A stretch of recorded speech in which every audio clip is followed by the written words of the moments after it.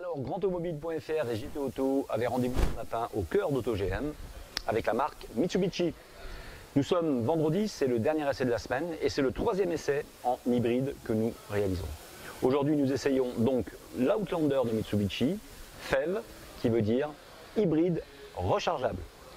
Pour tout savoir sur cette vidéo, rendez-vous sur grandautomobile.fr et sur JT Auto, bien sûr, sur YouTube, mais aussi pour découvrir la fiche technique et les tarifs. On vous dit à très vite sur nos différents médias pour de nouveaux essais.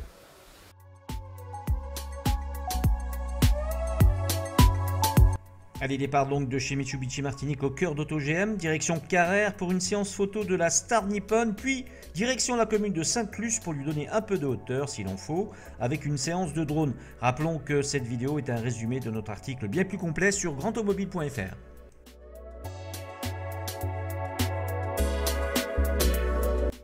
La grande nouveauté du MY19, c'est son nom de code, est essentiellement technologique, concentré sur les moteurs et l'autonomie.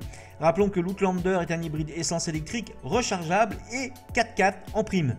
Le but de ce type de véhicule est de rouler le plus possible en mode électrique, mode évidemment réservé aux courtes et moyennes distances de la semaine, afin de ne solliciter le moteur essence qu'en cas de besoin impératif. Cela du coup le rend totalement adapté à la Martinique où les trajets sont spécialement courts.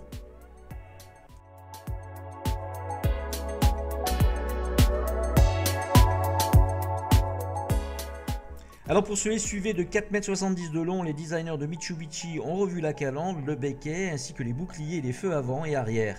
De l'extérieur, les changements de cette Outlander FEV sont vraiment très subtils pourtant, mais quand même regardez sur la calandre, l'intérieur des optiques a été retravaillé tandis qu'un motif surpiqué fait son apparition sur les bandes situées en dessous et au-dessus du logo. Spécificité de la version hybride rechargeable de l'Outlander, les feux anti-brouillard de forme rectangulaire, ceux de la version thermique sont ronds. Et on peut donc comprendre ce restylage léger tant l'Outlander FEV est pour l'instant numéro 1 des hybrides rechargeables en Europe et rien ni personne n'arrive à sa hauteur, en tout cas pour le moment.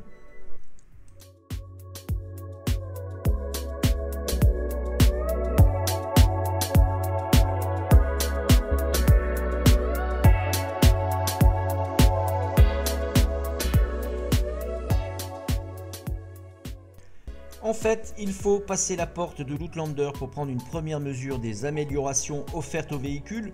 Le dessin des sièges a en effet été entièrement revu pour devenir plus enveloppant et sur les finitions haut de gamme, le superbe cuir matelassé qui habille la sellerie est aussi beau que confortable. Les matériaux de la planche de bord sont classiques et font largement appel au plastique, mais les assemblages sont précis. L'ambiance reste sobre et semble en mesure de passer des années sans souffrir. Du côté de l'équipement, le combiné porte-instrument a lui aussi été revu. L'instrumentation mêle désormais l'analogique classique des aiguilles avec le numérique qui permet de renseigner le conducteur sur la manière dont sont sollicités les différents moteurs, thermique bien sûr et électrique. L'écran central complète la panoplie et pilote de nombreuses fonctions de la voiture. L'ergonomie quant à elle reste très japonaise avec de nombreux boutons disposés un peu partout autour du poste de conduite.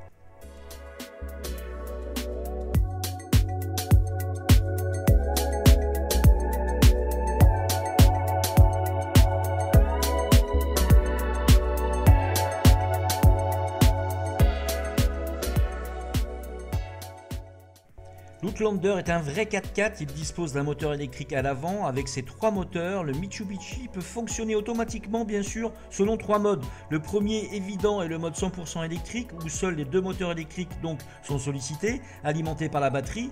Le deuxième mode hybride série, active les 3 moteurs en série.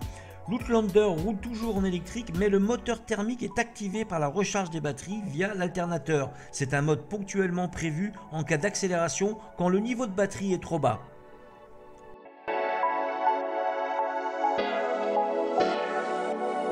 Le troisième mode hybride parallèle est une association de bienfaiteurs finalement qui agissent en parallèle.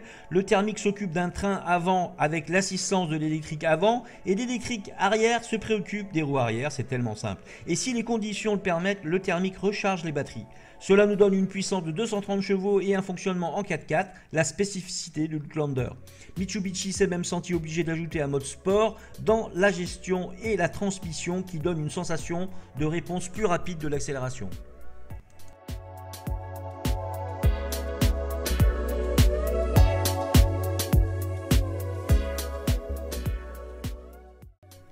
Alors la force de ce modèle est de proposer un combiné réfléchi qui mêle tous les ingrédients pour qu'une acheteuse ou un acheteur martiniquais branché, bio, écolo, soit littéralement séduit. Il apporte les avantages d'un gros SUV, c'est-à-dire conduite haute, facilité de conduite dans les chemins de plage parfois défoncés, sécurité de conduite sur notre rocade ou notre autoroute et une très bonne tenue de route, donc avec cette capacité prioritaire de ne rejeter que 46 grammes de CO2 avec une consommation possible de 2 litres grâce à sa capacité de recharge et son autonomie électrique. Alors, difficile après l'essai de ne pas faire les comptes et penser comme beaucoup en Europe, c'est l'auto. À vous de voir.